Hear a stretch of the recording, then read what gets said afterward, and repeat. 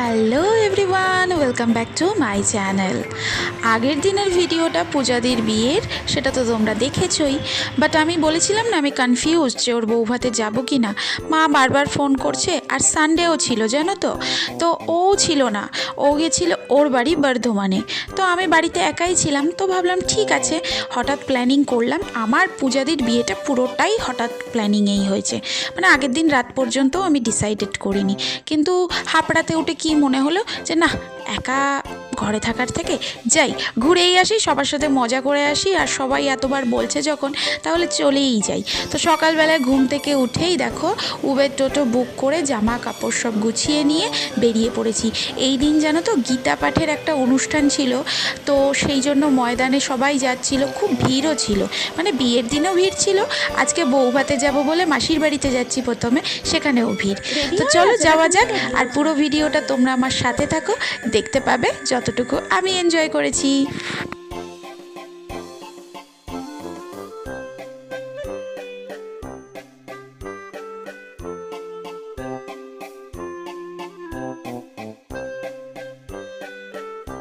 এসেই বকর বকর শুরু করে দিয়েছি, দেখতেই তো পাচ্ছ।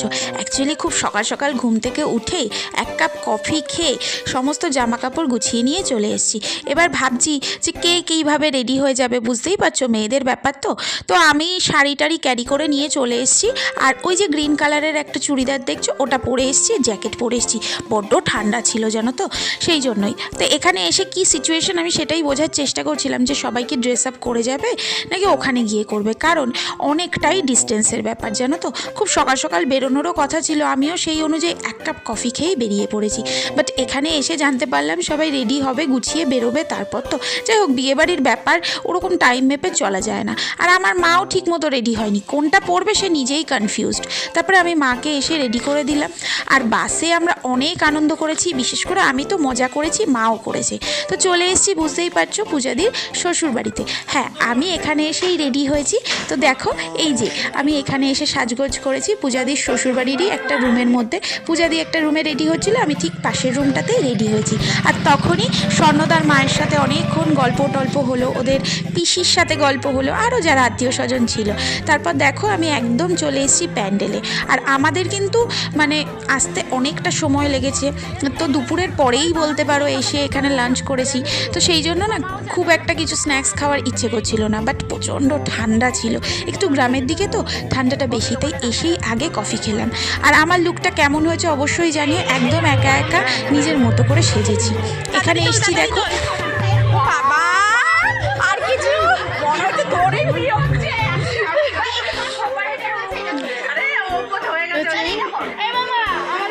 ওই দেখ ক্যামেরাম্যান করছে।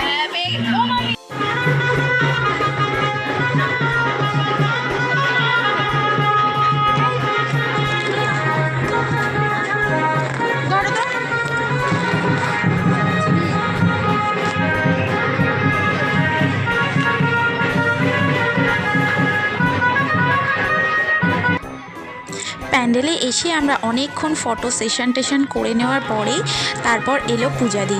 একটা গ্র্যান্ড এন্ট্রি হয়েছিল, ওর শাশুড়ি ওকে সাথে করে এনে সিংহাসনে বসিয়ে দিয়েছিল। ব্যাপারটা বেশ মজাদার লেগেছে আমার। তো চলো এরপরে আমরা একটু স্ন্যাক্স খেয়ে নিই। আর ওদের যা লোকজন আছে, ওদের গ্রামের লোকজন, তারপরে রিলেটিভস যারা রয়েছে, তারা একে একে আসতেও শুরু করেছিল। আর স্ন্যাক্সেও এখানে ভালো আইটেমস ছিল, চিকেন পকোড়া, ফুচকা। আর ফুচকাটা না দারুণ টেস্টি হয়েছিল জানো তো, বেশ শসা টসা দিয়ে, মানে যেটা আমাদের এদিকে সচরাচর হয় না, আমার শ্বশুরবাড়ির ওদিকেও জানো তো সেই স্পেশাল ফুচকাটা হয়। তো সেই ফুচকা টুচকাগুলো খেলাম। তারপর আমরা সবাই ফটো সেশন, গল্প আড্ডা, ভিডিওস এগুলোই চলছিল।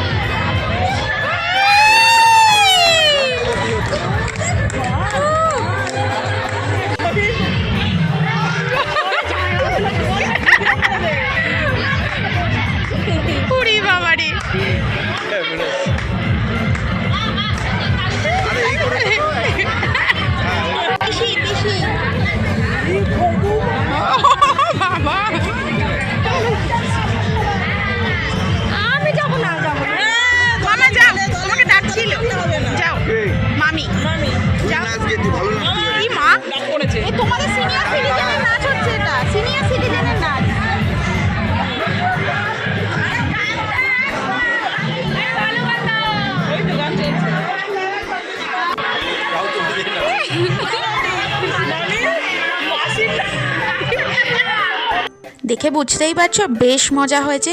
অনেক আনন্দ মজা করার পরে আমরা তাড়াতাড়ি করে ডিনার করতে বসে পড়েছিলাম, কারণ আমাদের সকলকে ফিরতে হতো। ওই যে বললাম লং ডিস্টেন্স, তাও আমরা 10:30টার মধ্যে ওখান থেকে বেরিয়েছি। 10:30 কি 11:30 হবে হয়তো, কিন্তু ফিরেছি কটায় যেন? সকাল 3:15-তে। তবে আসার পথেও বাসে বেশ মজা হয়েছে, গান বাজনা আড্ডা ইয়ার্কি ফাজলামি যেটা হয়ে থাকে সাধারণত। তো এই পর্ব মিটতে না মিটতেই চলে এলো আমাদের সোনুর জন্মদিন। আর সোনুর জন্মদিন মানেই আমাদের গ্রুপের পিকনিক স্টার্ট। অ্যাকচুয়ালি সোনুর জন্মদিনটা তো উপলক্ষ মাত্র, ওটা দিয়েই আমরা শুরু করি। সোনুর জন্মদিনকে উপলক্ষ করেই পিকনিক স্টার্ট আমাদের।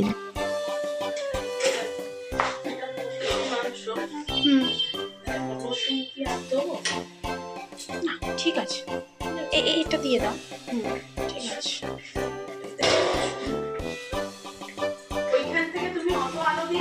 কোথায় হারিয়ে ফেলেছি, ভুলে গেছে।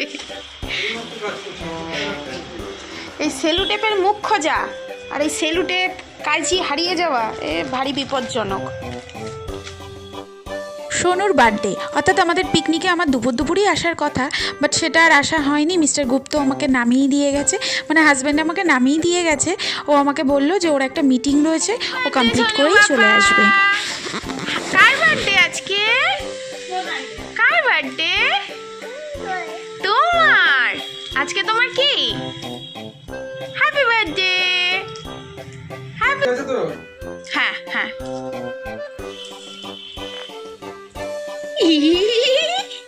লজ্জা লজ্জা, আজকে কি লজ্জা লজ্জা? আঙ্কেল বলছে ওর জন্মদিনে বল না হলে জন্মদিনই হবে না, বল না হলে জন্মদিনই হবে না। ওকে একটা ফোন গিফট করতে পারলে সবচেয়ে ভালো হতো। ও ফোন চালাতে শিখে গেছে, আমরা 5 বছরের জন্মদিনে একটা ফোন গিফট করে দেবো, ফোন চালাবে। তো সেই তো ডেকোরেশনের দায়িত্ব দাদা আমাকে দিয়ে দিল। তো সমস্ত কিছু দুজনে মিলেই গুছিয়েছি। হ্যাঁ, ডেকোরেশনটা কেমন হয়েছে অ্যাট লাস্ট দেখে তোমরা কিন্তু অবশ্যই কমেন্ট করে জানাবে। এটা কিন্তু অনেক কিছু প্ল্যানিং করে আমি করেছি। প্ল্যানিং মিন্স হচ্ছে বেলুনগুলো ফুলিয়েছি আর মুখের মধ্যে ফাটিয়েছি। উড়ি বাবারে, মুখ দিয়ে বেলুন ফোলানো কী যে কষ্টকর হয়ে দাঁড়িয়েছে সে আর কি বলবো। দাদাকে কত করে বললাম যে বেলুন ফোলানোর পাম্পগুলো নিয়ে এসো, বললো কোথায় রয়েছে কি রয়েছে এখন আর খুঁজে পাচ্ছি না। যাই হোক, আর সোনু তো ভয় কোথায় চলে গেছে দেখতেই পাচ্ছ, খাটের এক কর্নারে, কারণ মাঝে মধ্যে ফটাস ফটাস করে বেলুন ফাটছে। ও না প্রচণ্ড পরিমাণে ভয় পায়, তবে হ্যাঁ বেলুন খুব পছন্দও করে। ওর পছন্দের সবচেয়ে ভালো জিনিস হচ্ছে বল, আর বেলুন যেহেতু বলেরই মতন, ও খুব পছন্দ করে বল নিয়ে খেলতে আর বেলুন নিয়েও খেলতে। তো দেখো তো আমাদের সমস্ত কিছু ডেকোরেশনটা তোমাদের কেমন লাগলো? সমস্তটা কিন্তু আমি করেছি। হ্যাঁ, হেল্পার হিসাবে দাদা দিদি এরা ছিল, আর আমার কর্তামশাই ও তো শুধু জাজমেন্ট দিতে এসেছিল। দেখো তো কেমন হয়েছে, গান টান চালিয়ে আমাদের পিকনিক কিন্তু হেব্বি জমে গেছিল। নিচে নিচে বেলুন ফুলিয়ে দিতে বলো, আমি মেরে দিচ্ছি। আমার মুখের মধ্যে দুটো ফেটেছে। এই যে হচ্ছে আমাদের ডেকোরেশন, কেমন লাগছে অবশ্যই জানাবেন। আমার সহকারী ছিল বার্থডে বয়ের অনুষ্ঠানে সবাই আসবে আজকে সুন্দর সুন্দর খেতে, কিন্তু বার্থডে বয় মুড়ি না তো রুটি, না দুধ রুটি খাচ্ছে। আর বার্থডে বয়ের বাবা গান চালানোর ব্যবস্থা করছে। ঠিক আছে, বার্থডে বয়ের আঙ্কেল এখন অফিসের কাজ সেরে আসবে বলছে রাইস বানাতে, দেখা যাক।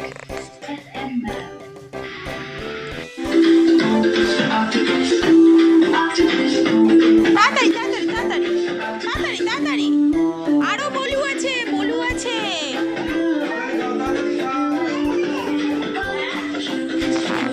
এই হলো গিয়ে আমাদের ডেকোরেশন। কীরকম লাগছে তোমাদের অবশ্যই কিন্তু কমেন্ট করে জানিও। আর এদিকে দেখো আজকে আমাদের মেনুতে রয়েছে হচ্ছে গিয়ে মিক্সড ফ্রায়েড রাইস, চিকেন কষা, পায়েস তো হবেই কারণ আমাদের সোনু পাপার জন্মদিন, আর সাথে রয়েছে কেক। এটা হচ্ছে গিয়ে আমাদের স্পেশাল, মানে একদম বলতে পারো পিকনিকের শুরুর রেসিপি। এরপর তো পিকনিক হতেই আছে, সেটাও তোমরা দেখতে পাবে। এদিকে দেখো রাইসের চাল ভেজানো হয়ে গেছে, এদিকে কফি হবে বলে দুধ গরম দেওয়া হচ্ছে। কফিটা কিন্তু আমিই করবো, আমার কর্তামশাই উপস্থিত। আমি বারবার জিজ্ঞাসা করবো, যে যে আসবে সবাইকে জিজ্ঞাসা করবো কি অবস্থা। আসো আসো আসো আসো।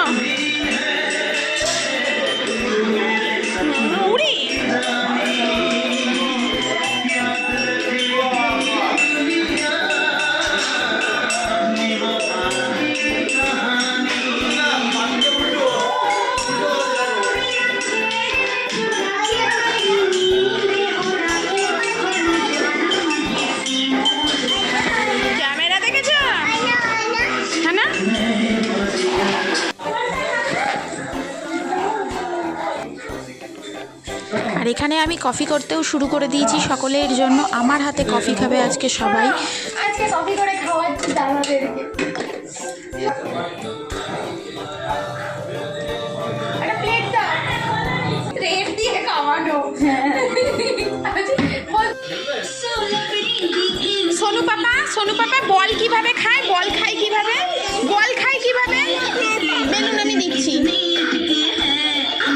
বল খায় কিভাবে, বলটা কিভাবে খাবে, বলু খায় কিভাবে, হ্যাঁ কাটো, হ্যাঁ ভেরি গুড। একটা বল আর শেখাচ্ছি আমি ওকে রিহার্সাল, যাতে খায়।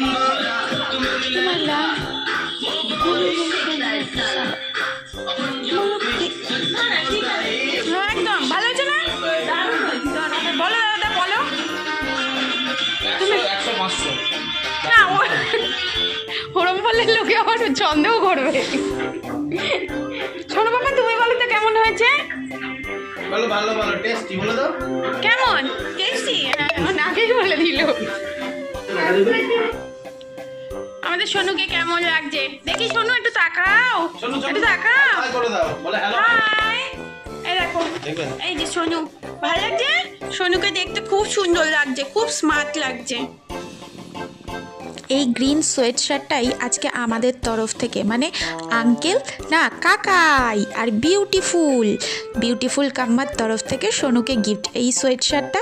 আর কাকাই আবার ওর জন্য এক্সট্রা, যেহেতু বল ভালোবাসে, ব্যাট বল সেটা তো থাকতেই হবে, সাথে ছোট্ট একটা ফুটবলের ঘাস হয়েছে এবার। এটা একটু খাটের তলায় রাখো তো। ফুটবলের ঘাস কি করে হলো? না হ্যাপি বার্থডে সামনের দিকে, হ্যাপি বার্থডে। নিয়ে গেছে দেখো। বল বলু, বলি বাবা বলু এনেছে, বলু এটা বলু। দৌড়াদৌড়ি করেছে না এত? ওখানে দিও না, কাটবে তো। তোমার মাঝে দিয়ে দাও না। ফোন করেছো?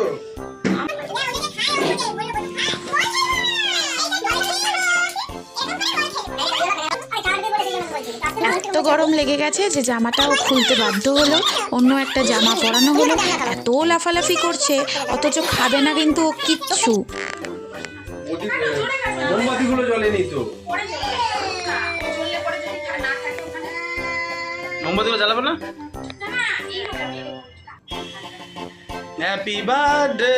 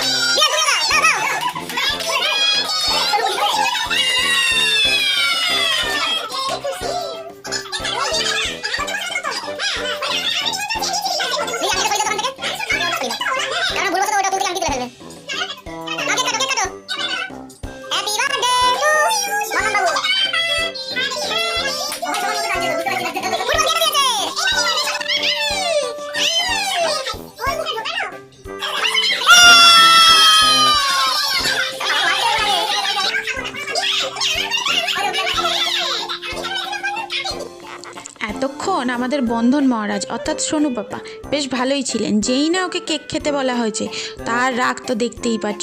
ও সবাইকে কেটে কেটে খাওয়াচ্ছে, ওর বিউটিফুল কাম্মা, তারপরে ওর ফ্রেন্ড, বাবা, মা, কাকাই, আরও যারা যারা ছিল, ঠাম্মি, সকলকে। কিন্তু ও নিজে খাবে না। ওকে যদি কেউ খেতে বলো তাহলে কিন্তু ও বার্থডে ছেড়ে চলেই যাবে। ও ছেলে কিন্তু থাকবেই না। তোমরা বার্থডেতে এনজয় করো, কিন্তু ওকে খাওয়ার কথা কেউ বলো না। যাই হোক, বেশ মজাদার ছিল ব্যাপারটা। তারপরে ওর যে বন্ধু এসেছিল, দিদিরা তেমনভাবে বড় করে করেনি, জাস্ট এটা আমাদের একটা পিকনিক বললামই। আশেপাশের ফ্ল্যাটস যারা ওর ফ্রেন্ড ছিল বা ফ্ল্যাটের আরও যারা ছিল তাদেরকেই কয়েকজনকে বলা হয়েছিল। তো তারাই সবাই মিলে এতটাই মজা করেছি আমরা, খুব আনন্দ হয়েছে। আর রান্নাবান্না দুর্দান্ত হয়েছে। আমরা দুজনেই করেছি, তবে বেশিরভাগটাই দিদি করেছে। আমি করেছি না বললেই চলে, আমি জাস্ট ফ্রাই করে দিয়েছি দিদিকে একটু হেল্প করার জন্য, কারণ তখনও মানে দিদি সোনু পাপাকে খাওয়াচ্ছিল, সেই কারণে আমি একটু ফ্রাই করে দিয়েছি ওই সবজিগুলো। তাছাড়া দিদি চিকেনটা এত দুর্দান্ত মার্ভেলাস করেছে, তার যে কোনো রকম জল না দিয়ে চিকেনের জলে যে একটা কষানো ব্যাপারটা, উফ দুর্দান্ত। এখনও যেন আমার জিভে লেগে রয়েছে। দুর্দান্ত হয়েছিল। যেমন ফ্রায়েড রাইস তেমনি হয়েছে চিকেন কষা। কেমন হয়েছে পায়েসটা? দুর্দান্ত। আমি করিনি।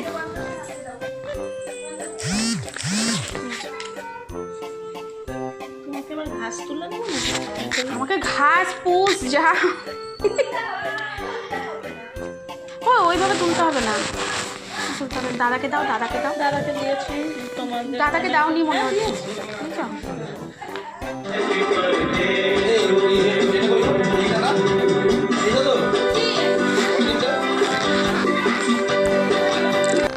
সবাইকে খাইয়ে দাইয়ে আমরা কিন্তু চারজনে লাস্টে খেতে বসেছিলাম। আর মাঝখানে দিদি কিন্তু আমাকে টেস্ট করার জন্য 4-5টা কষার মাংস তুলে দিয়েছিল। সেটা তো টেস্ট করেছি বসে, কারণ অনেকটাই রাত হয়ে গেছিলো। যারা ছিল আশেপাশের লোকজন তারা খাওয়া দাওয়া গল্প গুজব কমপ্লিট করে যেতে ওই 11টা বেজে গেছে। তারপর আমাদের চালু হয়েছে পিকনিক। আর এখানে বাচ্চাগুলো কি মজা করছে দেখো।